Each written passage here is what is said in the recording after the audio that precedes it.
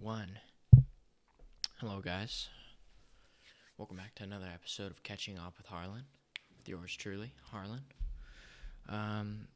Today, it's kind of a little bit of a weird podcast. It is 10:14 p.m. at night. Just throwing this one together real quick. I don't know, I was just motivated. I've been reading this new book, and it's been really just kind of getting the creative juices flowing. It's been a little bit since I last hopped on the podcast. I feel like it's been a minute. It's been a minute since I've had anything to talk about. I feel like a lot of this is, I feel like I have some stuff figured out in my life, and I've been to different places, but I don't got the full charcuterie board to present you guys with. I got like a little bit of cheese, a little bit of crackers. I like a personal like pita cracker. I don't like that whole wheat bullshit. And then always there's that motherfucker that throws the fucking jam in there. Nobody likes the jam. Nobody touches the jam. It's there though, and they call it like marmalade or something.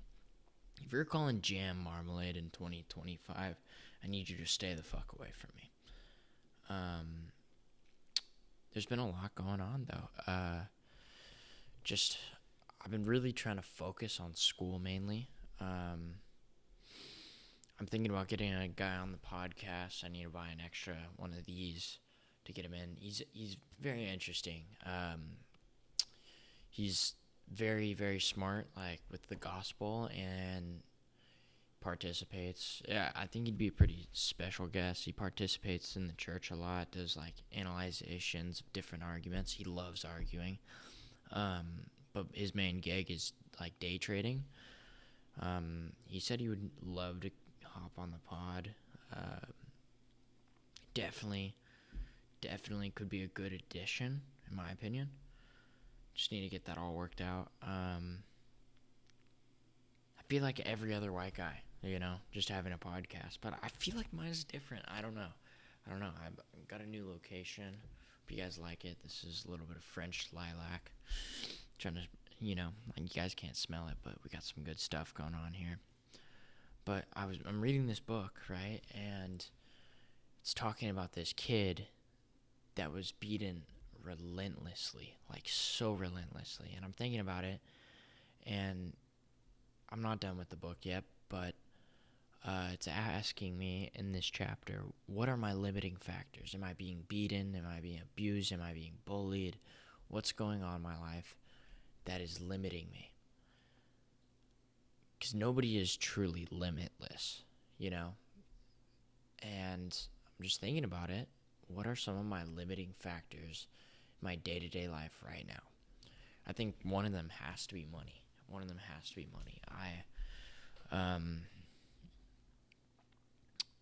That's why I want to have money, is to be more free. Not because I want to just, look the part or there's any specific thing I want to buy, but I just want to be able to live more free. That's one of my all-time goals. I think I spent from here to now, or from the last time I did a podcast to now, I did a lot of contemplation on what does it mean, what does success mean? Okay, because right now where I'm at, okay, I know that by people's standards, it's not the end of my rope, And so I can't, a lot of people say oh, I'm not successful until I'm at the end of my rope, but I say fuck that. I don't want to be in a life where I'm not successful, and I can't say that I'm successful. So what I created, my mind was, what is success? Well, I know that first off, you need to start off with a goal. You need to start off with a goal that is very defined. For me, I have a very important goal. It's to become an architect. It's to make 6+ figures by the time I'm 21. It's to be better than my dad, because I personally feel like this is the first, maybe my brother's generation. He's 20. He's got to be 24 by now. He's 24. We're the first generation where it isn't socially acceptable to be better than your dad. I want to be better than my dad. My dad's pretty successful, but I think my dad's overall pretty happy. He's very in tune with his family. I want to be in tune with God. And so I have all these goals, right? And I put them into one goal, into one idea of what I want to be. And I know that I'm right here, and my goal's right here. And I know that success to me means that at this moment, I'm slowly moving towards that goal. And so one of my other goals is to have a podcast that's worth listening to. Because let's get it, like, right now it's 10:20. I'm not on my A game, but I want this to be something that people are willing to listen to. I want a podcast that, I mean, even if it's just one person, I feel like that would be cool.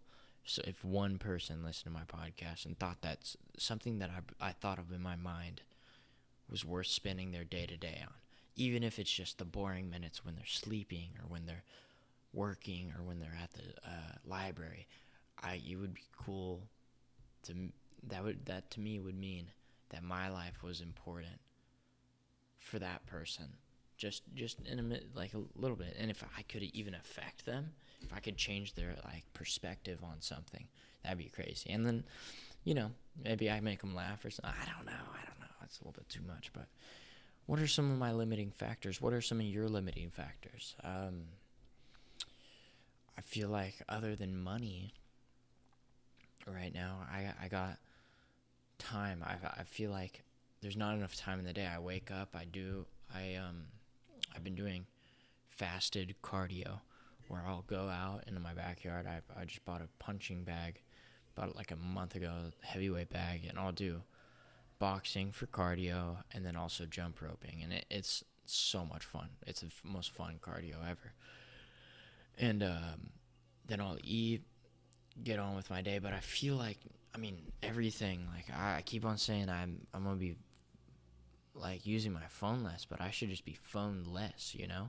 I can't sit here and just fill in at 10 minutes here, 5 minutes there, 10 minutes there. I'm losing so much of my life. It's ridiculous. It's I don't know. I feel like the phone's such a tragedy. I feel like my phone's a limiting factor. But before it was all these, relatively easy limiting factors. Back when I was a kid, a lot of it was my friend group. I grew up with a group of friends that, was great. They were super athletic, super, funny.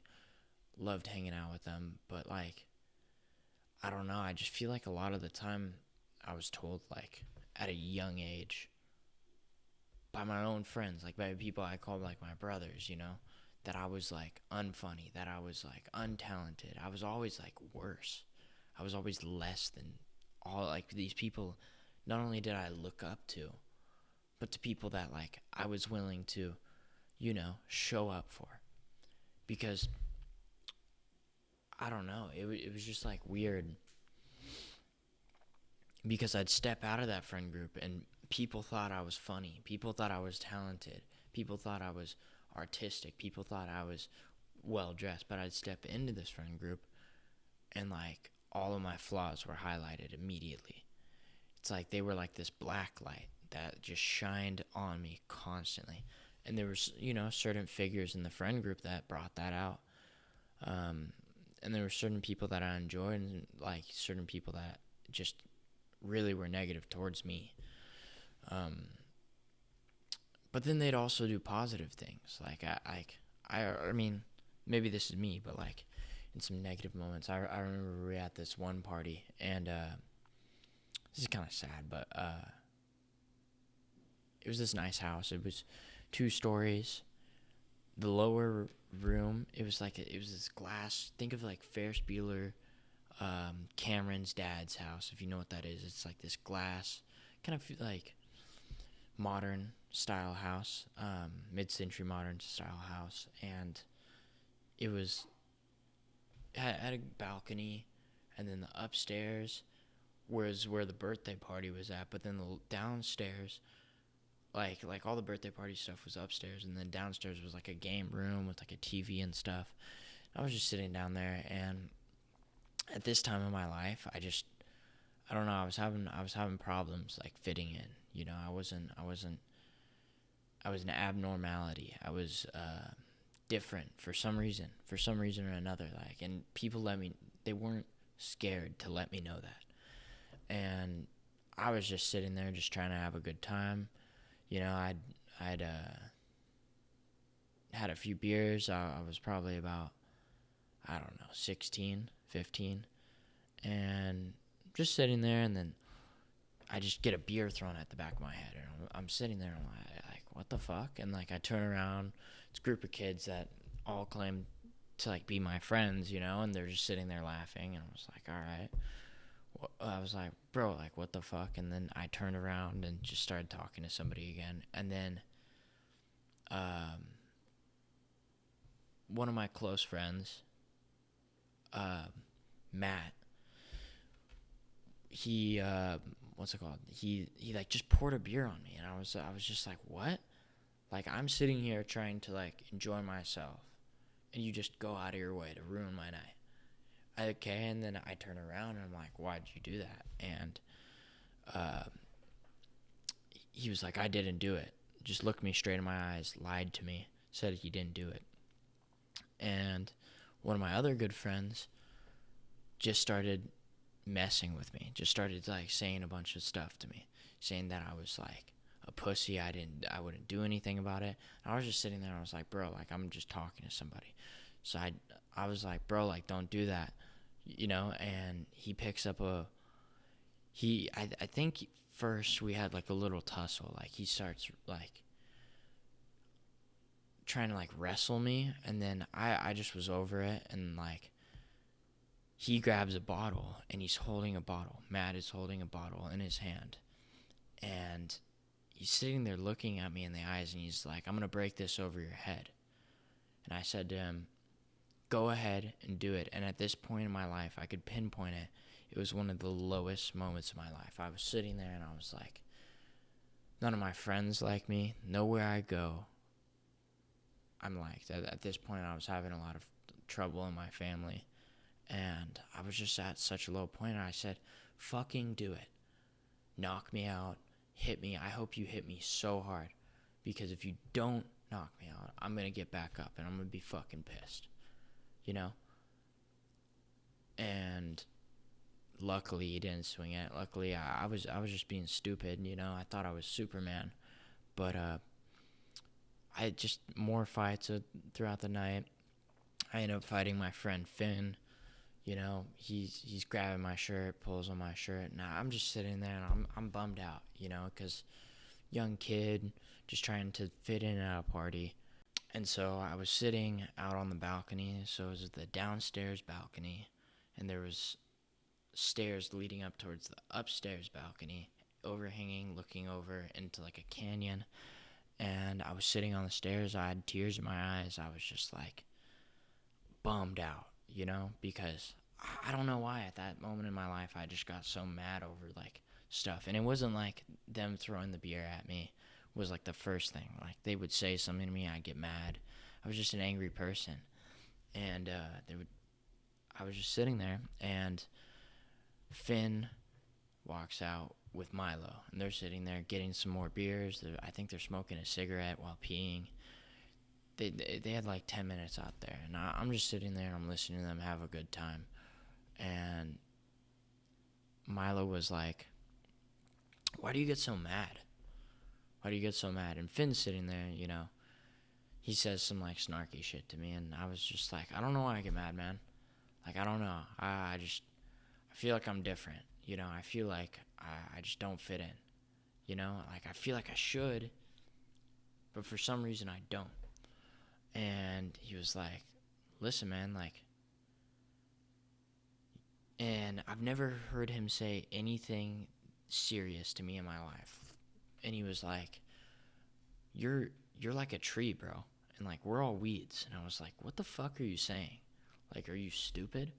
Like, how am I a tree and you're weed? Like, and he was like, well, think about it this way, you know, trees and weeds come from the same place, and you can't really tell them apart when they first sprout, but you'll see a tree struggling to get up through the sunlight, and weeds grow super quick, super fast, and they block out the tree from any sunlight.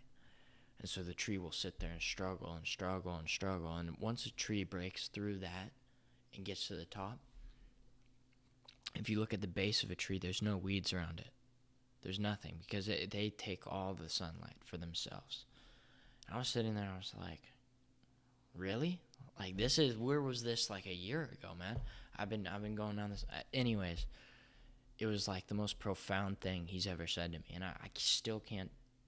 I don't want to give this to Milo, but I got to, because it was one of the greatest things he's ever said. And back then, my limiting factor was my friends.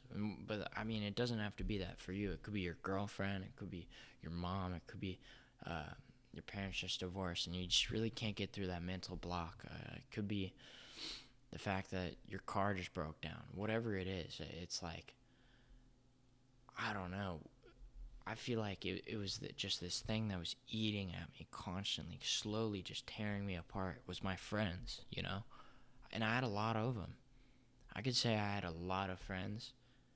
I didn't have a lot of brothers, though. And I mean, only recently, like in the last year, I've really found out. Because I would look at people, they had these friends, and they seemed so tight, you know? And like, they'd see how my friend group worked out, and it was just this constant toxicity. And like, I gotta say, Milo was right, because as soon as I broke out of that, as soon as I got away from the weeds, I really feel like I changed into a different person. I don't know, and it's not even like, I mean, you guys will probably hear countless stories about this, but I don't even wish bad upon them. I don't even hope that like Milo or Finn or Matt deserves like I don't think they deserve to suffer. I hope that they change, you know? I hope that they get away from it, because I believe that they can grow, you know? But I feel like for the longest time I wish that they did bad. For the longest time I sat there and I was like, bro, like I hope you guys do bad. And I don't wish that anymore. I don't feel like I can't blame them for their ignorance. We were all just kids, you know? We're all sitting there and just trying to like appeal to the masses. So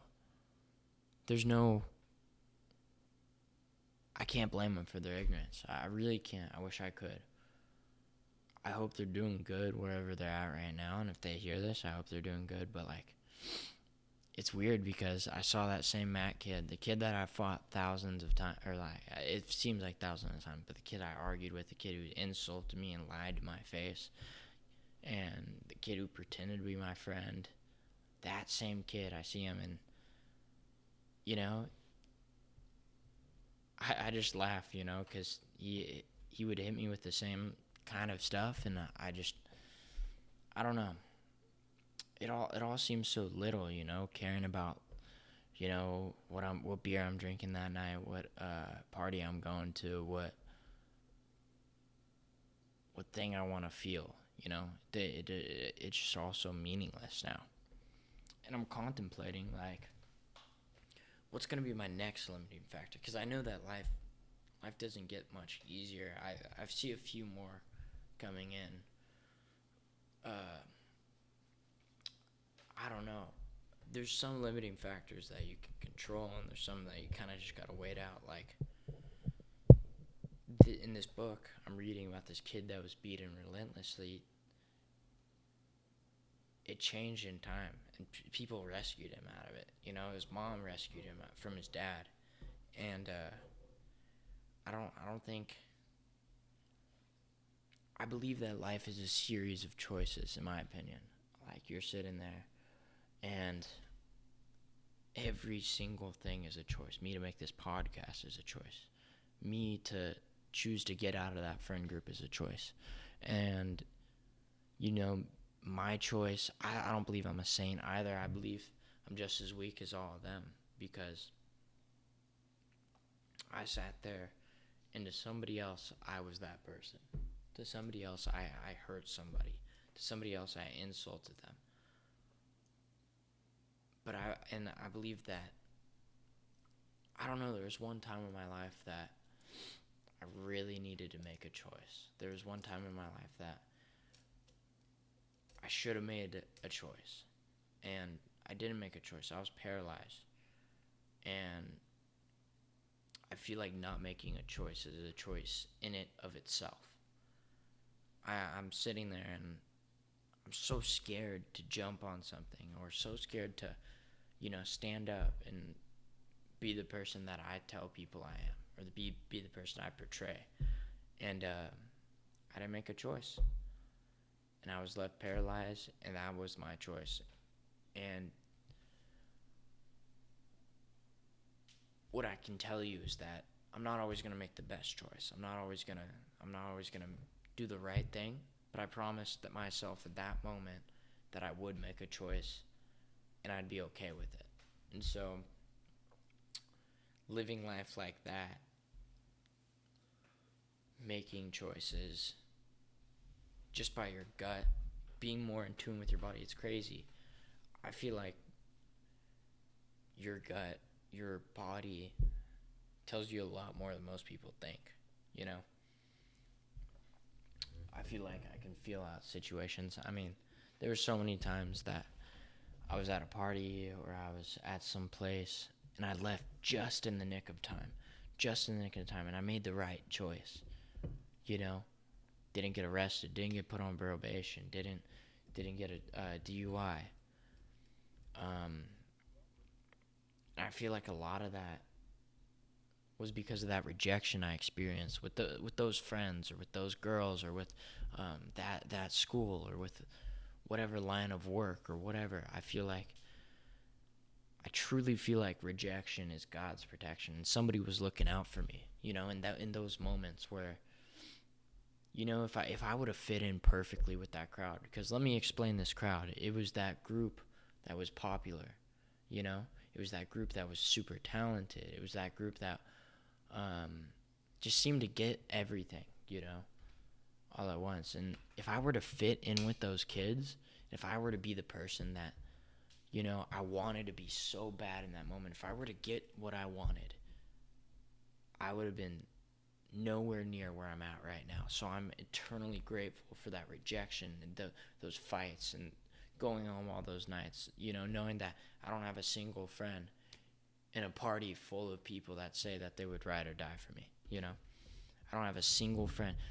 I don't think people understand how alone you can feel in a room full of people. And I just was there so many times, I'm not saying by any means my life is hard, but that's just my limiting factors.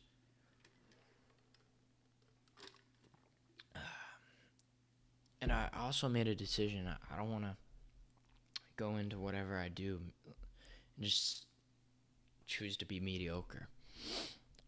I feel like,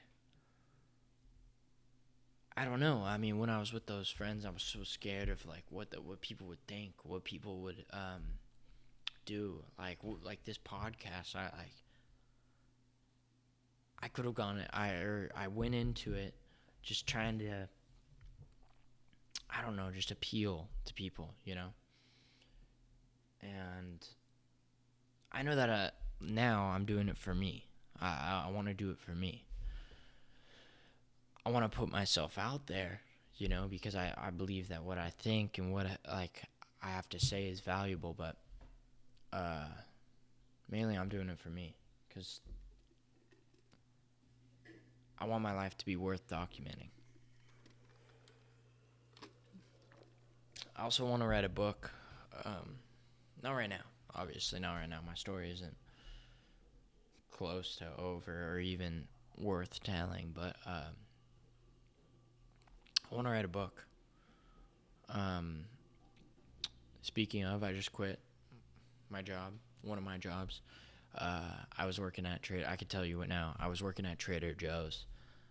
That's a it's a weird dynamic because the first thing that they show you when you get a job at Trader Joe's is um like a like a there's a picture of like a hierarchy, right?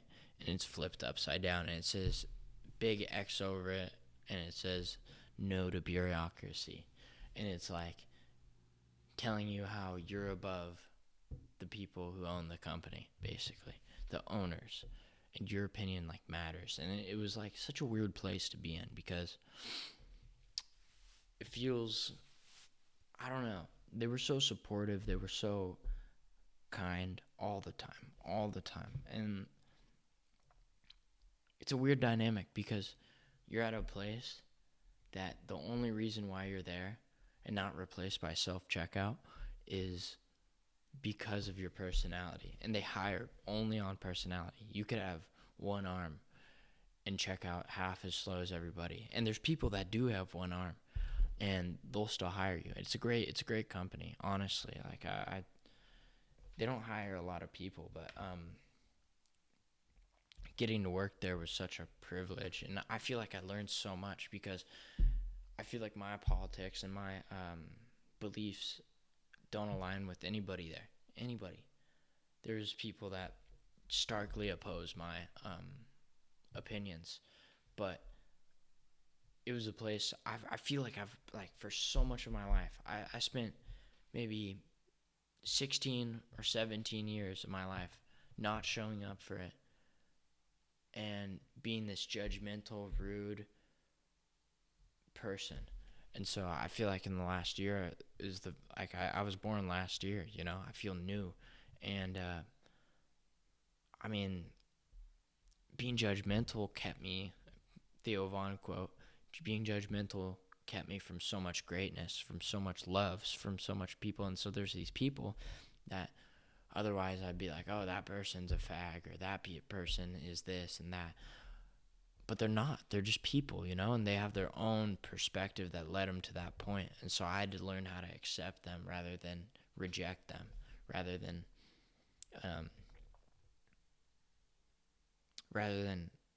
outcast them, you know, or insult them. Because, I mean, while it is fun to insult people, like, not all the time,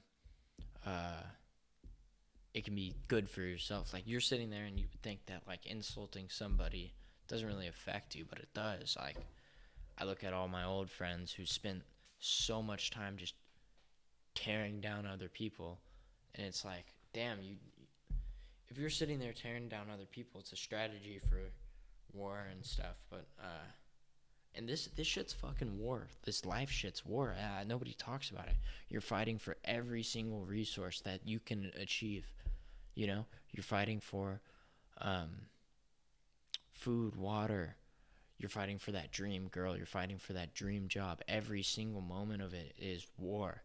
And it's not the type of fight or flight that like our bodies are programmed for, you know, hunting and running around.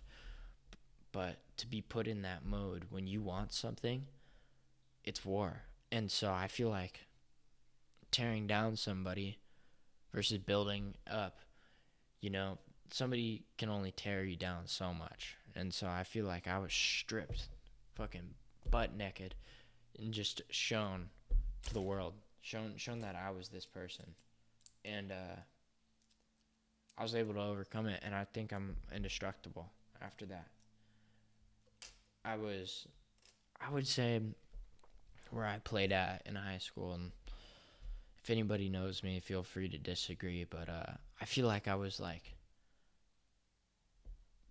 I was always like the class clown, you know, trying to like make jokes and be this like funny kid.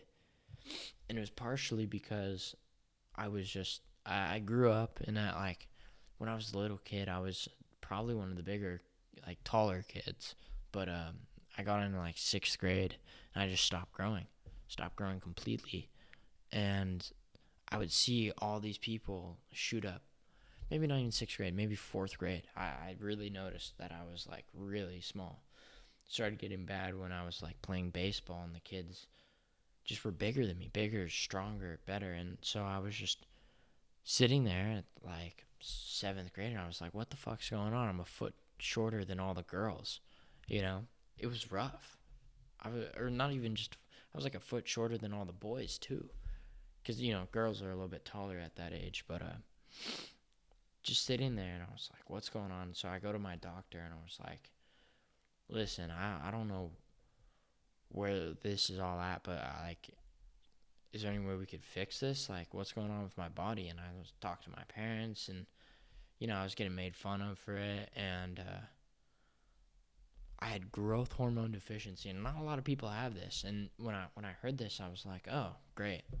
That's one of my limiting factors. I had a cap on my height, one of these big things. And I feel like I made it worse for myself, because not only was I sticking out because of how short I was, but I made myself a sore, like I was the squeakiest wheel, I always got the grease. Like, I was constantly making trouble at school and constantly being the class clown. I would, that's a story for another time, but I was the loudest in the room constantly, and I was just acting out. I was just immature, and I found out, about 7th grade that I needed to do something called nootropic, which is a growth hormone replacement therapy. And basically, in my pituitary gland, or somewhere back there, I didn't produce growth hormone. Just like people who are diabetic don't produce insulin, I didn't produce growth hormone. So I had to substitute that. So I was like, oh, this is cool. I'll just take a few pills and grow tall. And it wasn't like that. I really went into it like with an optimistic mindset. And I remember walking into that doctor's office that one day. I was at Chalk, and I was going past these rooms, and I should have been like, bro, like, this is my limiting factor. Like, there's kids that I'm walking by that are probably dead now, that probably had cancer, that probably had some crazy disease at Chalk. And I'm sitting there walking through the aisles, get to the pituitary gland area. There's some pituitary gland people. They look like the people from Monsters Inc. Lady at the library checks me in. She's like, all right, Harlan up. Or they use this like key term, like Disneyland. They'll use Orlando, Florida, Kentucky or something. I don't know, but that's how they call out people, is off of like locations. So they call it out. And I was walking in there, meet this nice Iranian man, and he says to me, he's like, all right, so we're going to start growth hormone replacement therapy within the next month. We're going to be shipping all of the equipment to you. It's just a small injection. And I heard that, and I went numb, just white, pale white. And I was sitting there, and I was like, the growth hormone injection? Really? Injection? Am I injecting it in my mouth? And he's like, no, you're injecting it into your thigh. Into your thigh, into your stomach, into your butt, wherever, but not into your mouth. And I was like, are you serious? And at this moment in my life, I was so incredibly scared of needles. There was moments where I'd just pass out from needles, so like getting any type of metal put inside of me. I was so scared, and it was just such a weird thing to be diagnosed with at that age, and it just caught me off guard. And I know that there's people that are diabetic and stuff, and they do shots every day for the rest of their life, but hearing that I had to do a shot every day, it just really sucks, really sucked. And it felt like my body was sabotaging me. My body was against me. And so I just worked at it and just kept on doing it. I started off, my first shot was the worst ever. I'm sitting there, and it's this needle about an inch long. Maybe if you look at your thumb, your first knuckle to the tip was probably the length of the needle. And so I'm sitting there, I'm trying to inject it, I'm dragging it along my skin, because I'm shaking so violently. And like I'm sitting there just crying so hard. And my parents are like, "You want us to do it?" And I was just like, "No, just let me get through this." And so there was this mental battle every single night, dragging it along my skin, inject it. I would stick it in part way and just be like, "This hurts too much. This is getting into my mind." And to sit there and take a needle and put it into yourself in 7th grade, it was heartbreaking. I would see my mom, my dad, they were just so like, and I would sit there and I'd yell at them and I'd be like, "No, I don't need your help," you know? And I was just, I was just hurt knowing this. It was such a bad thing. And I started getting into the rhythm though after a month, and I started really like focusing on it. I got a rhythm down, cotton or alcohol swab, wipe, inject, but I was growing at a slower rate than everybody in my class. So for the first 2 years of it, I was still a foot shorter than everybody else. Made it into high school, 9th grade. I think I started, 7th grade. 9th grade, 2 years later, still a foot shorter than everybody else. I'd been injecting myself for 2 years, and I was still a foot shorter than everybody else. I went into 9th grade at 4'11", and it was weird, Like, I feel like I was a good kid, got in a little bit of trouble, but at that point in my life, 9th grade, I'd just been beaten down so much. More often than not, I just didn't talk.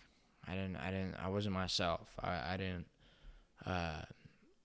make any of the jokes that I wanted to.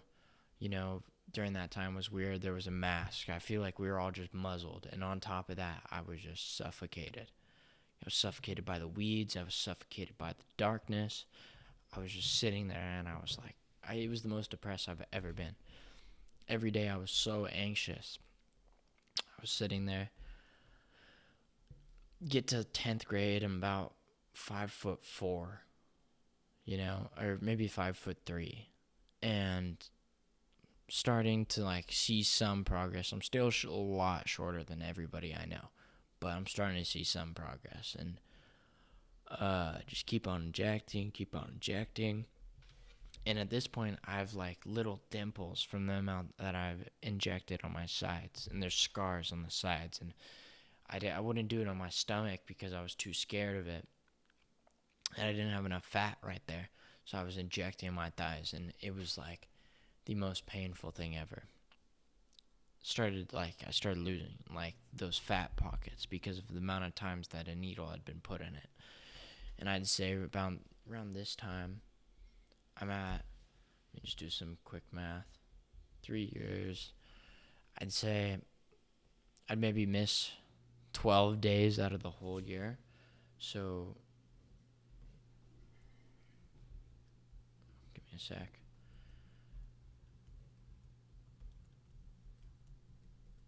After 3 years, so this is 10th grade, 365 minus 12. Alright. And then that's 353 times 3. I'm around 10,060 shots at this point. And I've seen little to no progress. In those years, I've only grown about,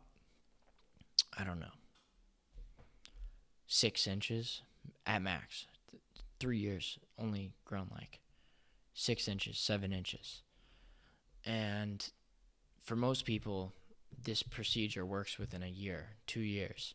And I'm taking this medication called an anastrozole to keep my growth plates from closing. So at this, I have like a bone age of like 13 at like 15.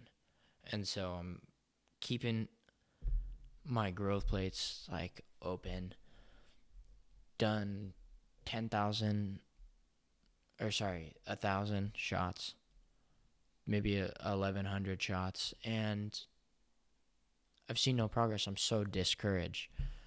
But I keep on going.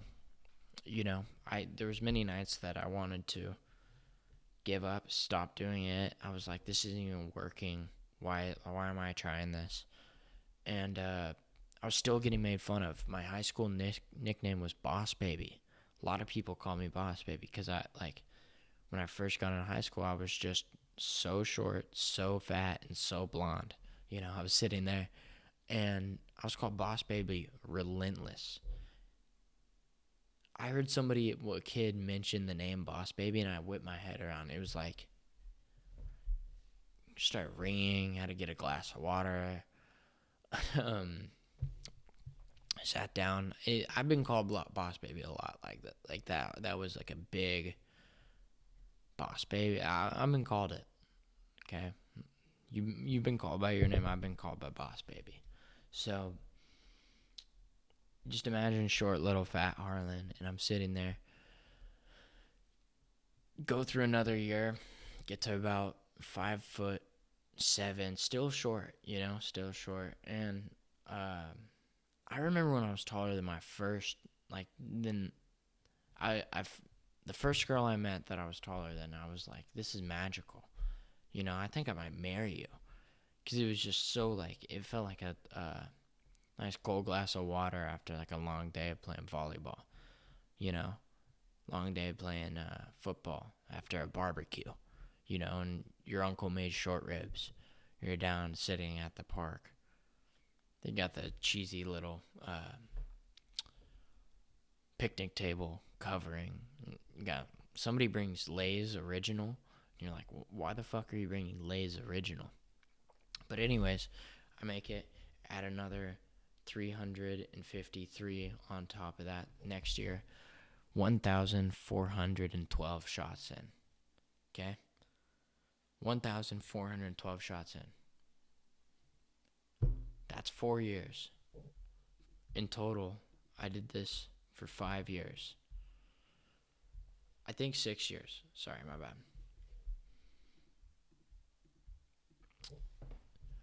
By my senior year, which is when I quit, I did 2,118 shots. Most people don't even experience that in their life, that many shots.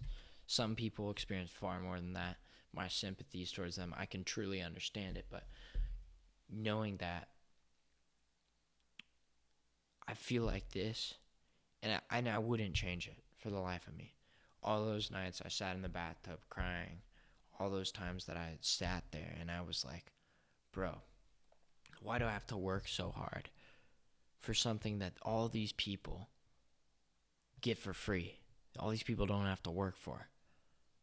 It made me realize, okay, that with whatever I want, that the difference between 10 shots and 20 shots was nothing. The difference between 10 shots and 30 shots was nothing. The difference between 30 shots and 50 shots was nothing. Absolutely nothing. Month would go by and there was no physical change to me. But the difference between one shot and 2,000 shots, 2,118 individual injections into my legs, the difference between that made the world to me. And some people would say, oh, height doesn't matter, all this stuff. But it did. It did to me. The amount of that, and that's all bullshit. Women say, oh, I like short kings. There's no women out there saying that. And so, all my short kings, I feel for you, because I've been there. But for me, I wanted this bad. And in a way, what do they tell you the definition of insanity is? It's doing the same thing over and over and over and over and over again and expecting different results. But I think that's the definition of progress. Because I'm sitting there, and no matter how many times I go into the gym this week, there's almost going to be no visible difference. And a lot of people experience that with the gym. A lot of people experience that with school. A lot of people experience all these things. But for me, I had to learn through a very hard way. And I'm forever grateful for the lessons that I've been taught from this. And whatever it may be for you, whatever position you've been thrusted into, whatever thing that you think is unfair, just know somebody's got it more unfair for them. Because for some of you, you're like, oh, damn, I couldn't imagine doing all those shots. But I mean, there's so many people that got it worse than me, There's always a bigger fish. Just know we got it good, I was driving with my friend yesterday, and I was like, bro, we're driving. Think about this. Back in the day, going 70 miles away from where you lived was maybe like a 4-week long adventure. You load up your wagon, make sure your horses are fed, and you might die. We just did that in an hour. We went 70 miles in 1 hour. We're listening to A$AP Rocky level on your speaker in your Volkswagen Golf. My seats are heated, and we're going to go play nighttime golf. And I was like, this is like a crazy time in like the history of everything. I'm sitting here, and my limiting factors are like basically none. Thinking back in the day, without any modern medical, modern technology, modern anything, you were limited. Here's how I've been planning out my days. I'll sit in the shower, and I have a glass shower, and I'll write down, like, all right, I got work at 4. Just woke up at 10. I got 11, 12, 1, 2, 3, 4. All right, I got 5 things I need to do, so I'll write down 5 things. Okay, and then I'll individually branch them out. All right, cleaning the house takes 2 hours. That'll be the first 2 hours. And then going to the gym, that takes 1 hour. And then eating food, I'll give myself an hour for that. And I can schedule all that shit out. When back in the day, people would be like, all right, I'm going to try to do this. Now I can say with certainty, I'm going to do this shit within 5 hours. And, I mean, back in the day, you're like, all right, I'm going to try to, harvest some crops on the farm. And we'll see what comes out. And, you fall into a sinkhole, break your leg. There was a chance that, you could get attacked by a bear. There was a chance that, you could find a diamond. There was, you're out in the world. You're out in randomness, And things could pop up that take up. We don't have a lot of variety. You can change it up as much as you want. But there's not a lot of limiting factors. We're limited. Or we're limitless. And a lot of people live in this barrier in this mind, like, I have to stay with this friend group, I have to stay with this girlfriend, I have to stay with this job. And they're sitting there and they're like, if my car was a little bit worse, if my car broke down, I'll get a new one. But they're going to continue driving the Camry with ripped seats, the AC's broken in the middle of summer, until it breaks down. And it's like, if shit was just a little bit worse, if I would have never changed if my friend group didn't become a little bit worse. I would have never learned to appreciate any of my life if my height didn't start becoming a problem. I would have never changed. And I feel like change comes when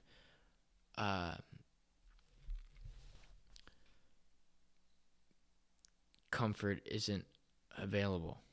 I feel like change happens when comfort isn't available. And I'm making all this shit up. I don't have anything written down right now. Actually, I got a little. I got nothing going on my screen, but change happens when comfort isn't available, and positive change happens when love is greater than your fear.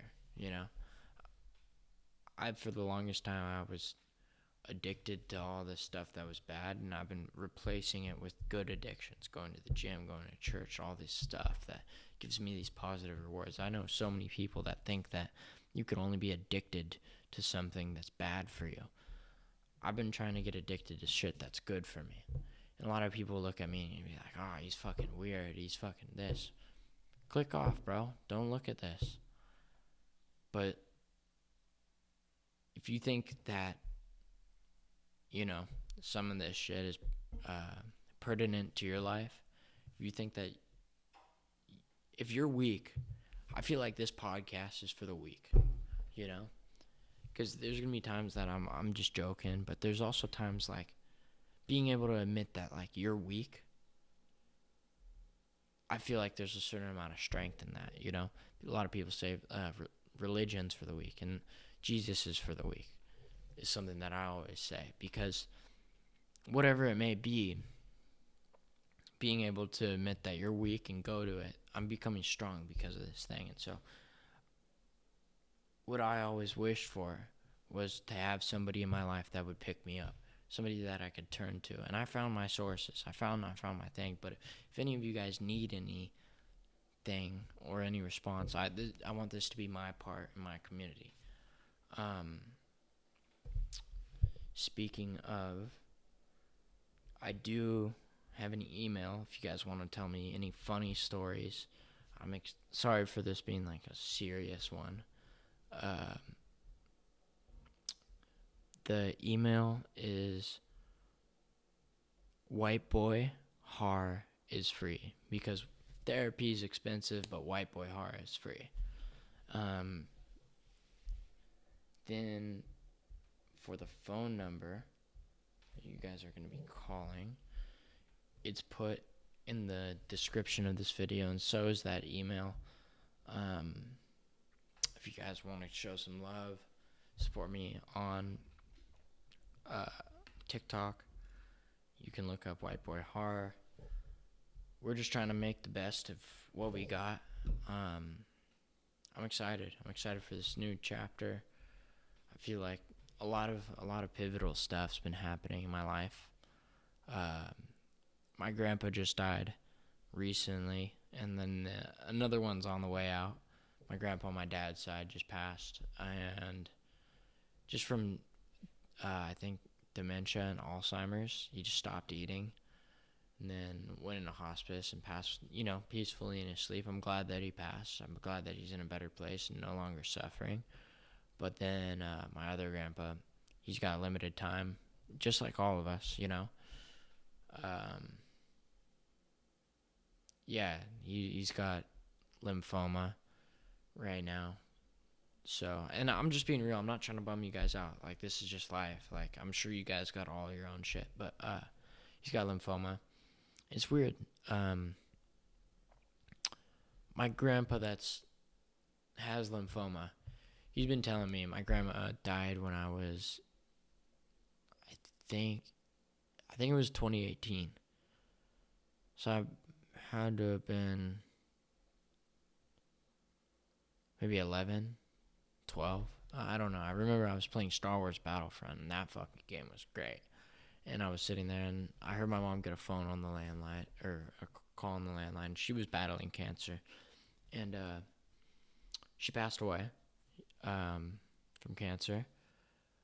Long fight, and then my grandpa was just in shambles. This was the love of his life, high school sweetheart. They've been together forever. They've had their ups and downs, but every year after that, he told me, hey, bud, this is probably going to be my last time seeing you. From like 11 to like now. He's been telling me that this is going to be my last time seeing him. You know? He's been expecting to die. And he hasn't. He hasn't, like, he's had many health scares and many things where I'm like, he's gone, you know? He's going to die, and he hasn't. And I had a friend that I was friends with who passed away when I was younger. And if I were to ask that kid at that moment in his life, how much longer do you have? He would say, I have until I'm 50 or 60. Or if I were to ask him 30 minutes before, he'd say 56. But he didn't even have half an hour to live. And then my grandpa is sitting there. He's like 83 now. And I asked him 8 years ago how long he has to live, and he's like, I'll only make it a year. I won't even make it a year. And he's made it 8, 9, 10 years. So I just know that shit could happen any second. This game's ruthless, bro. Streets are ruthless. The game is fucking ruthless. And you've been forced to play, You can't opt out of this. And me personally, I don't have any fear of death right now. I'm okay with going. If the good Lord wants me, if he wants to take me up, I think it's an honor to die, because I feel like I'm put on this earth, one, because I have a mission, and two, because I'm an asshole, So if the good Lord wants me, it means I'm doing something right. I've either completed my mission or I'm not an asshole any longer. So those are two great things. But yeah, I had some death in the family. New job, liking it. It's at a restaurant. I feel the next chapter in my life is going to come swiftly, and I'm prepared for it. I got a new car, got some new aspirations, new gym, a lot of new stuff. So we'll see. On to the next chapter. I want to thank you guys so much for all the support, the people that do watch this, people that pretend to watch this, and just being good friends. Thank you guys very much deeply from the bottom of my heart. I'm going to keep on trying. I'm going to keep on doing my best. I pray that each and every single one of you can achieve peace. We're on this journey together. I want to thank you. And we're out.